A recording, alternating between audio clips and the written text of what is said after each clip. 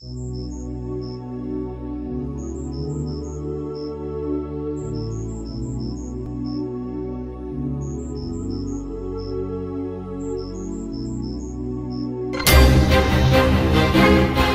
faut reconnaître que la Constitution de 2006 a prévu des mécanismes de consultation entre le président de la République et les gouverneurs.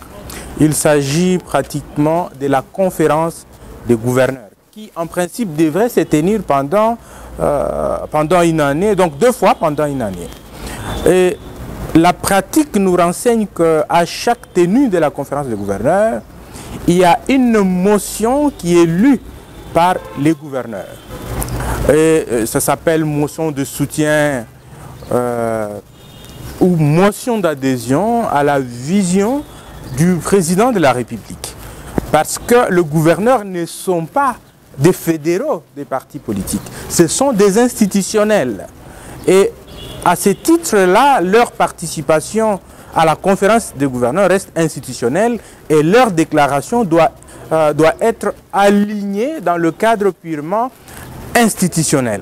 Et donc, quand ils font une déclaration d'adhésion à une vision, il ne s'agit pas là de changement des camps politiques ou de partis politiques, ou moins encore des regroupements politiques.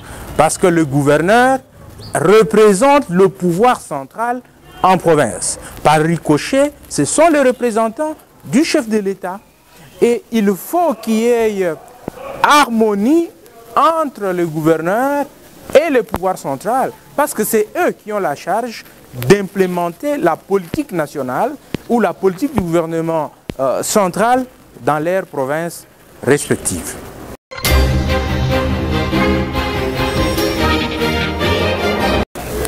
Ici, c'est clair, quand on adhère verbalement, je vais dire ici, c'est au niveau du locutoire, verbal.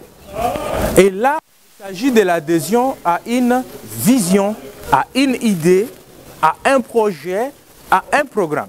Et je veux dire, par conséquent, il s'agit ici d'une vision du chef de l'État et que eux, en tant que gouverneurs, ne peuvent qu'adhérer à cela. Parce qu'il me semble que du haut de mes petites expériences, on n'adhère pas à une plateforme politique verbalement. Parce que les plateformes politiques, regroupements, partis politiques ont des chartes. Il y a des fiches d'adhésion, il y a des cartes d'adhésion. Je ne sais pas si aujourd'hui, nous avons vu le gouverneur signer une quelconque charte d'adhésion. Mais ils ont fait une déclaration verbale. Et ça reste au niveau de la vision, au niveau de l'idéologie, je vais dire ici, la vision portée par le chef de l'État. Et non dans les cadres d'une formation politique quelconque, union sacrée soit-elle.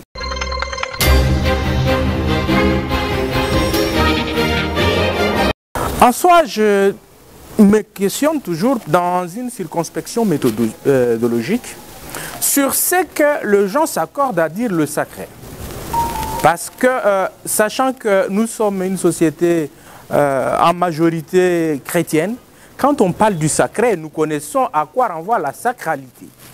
Mais ici, nous assistons à une classe politique caractérisée par une transhumance incontrôlée, par un changement de camp de manière intempestive. On est FCC le matin, on est IDPS le soir, et on est MLC. On est unitariste le matin, à 12 h on est fédéraliste, et le soir on est centriste. En soi, c'est un problème qui se pose dans notre classe politique. Le changement intempestif, malheureusement, ils ont tendance à le justifier par ce qu'ils appellent le dynamisme politique. Non, ce n'est pas ça le dynamisme politique. On arrive ou on rentre en politique en adhérant à une idéologie politique et à un programme de société. Et donc, quand vous venez en politique, vous devez avoir la conviction idéologique et l'adhésion à un programme de société.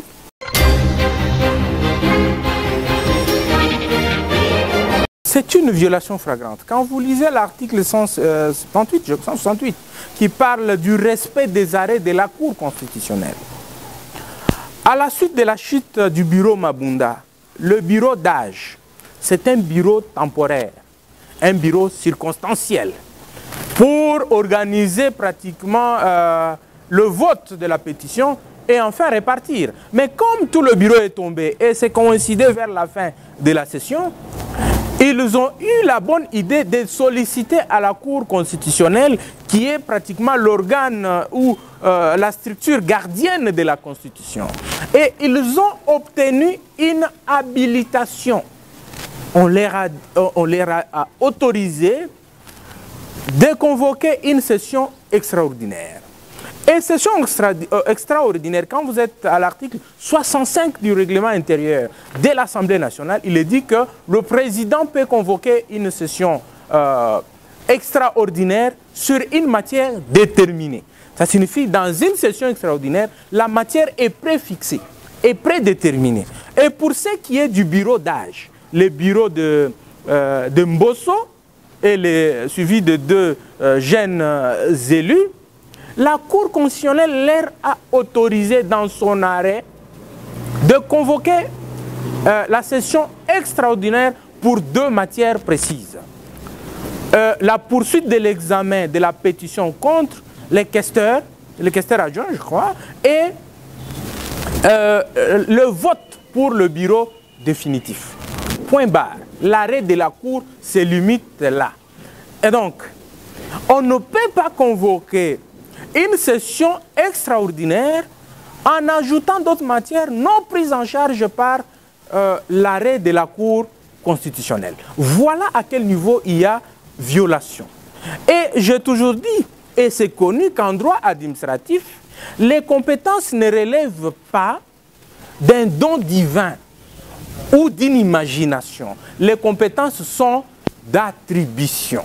Et il n'y a que les textes légaux qui attribuent les compétences. Et ici, c'est clair, l'arrêt a attribué la compétence de convoquer une session extraordinaire, examiner la pétition pour les questeurs adjoints et organiser les élections du bureau définitif de l'Assemblée nationale. Le reste, ce n'est qu'une violation et ça ne peut pas se faire de peur que nous puissions foncer davantage notre pays dans la danse des violations des textes légaux qui ne nous honorent pas. Malheureusement, c'est du recul de plusieurs années.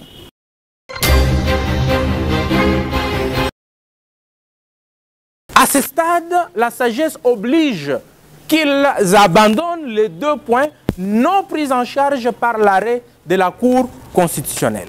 Pour respecter la Cour constitutionnelle, le bureau d'âge doit examiner la pétition contre les questeurs adjoints et organiser les élections du bureau définitif. Pas de contrôle parlementaire. Pas de contrôle parlementaire parce que ce n'est pas prévu.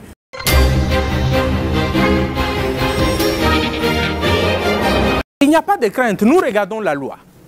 Que dit la loi? Que dit l'arrêt de la Cour constitutionnelle? Et l'arrêt de la Cour constitutionnelle est disponible.